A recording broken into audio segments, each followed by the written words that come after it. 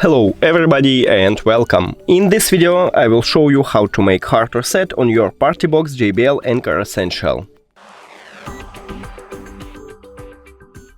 You have to start by press at the same time light button and play pause button for at least 10 seconds. And here we go. Now press the information button or settings button if you have Android. Then forget this device, forget device.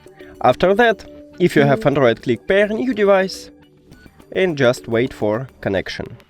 Now click on your party box here. And we did it!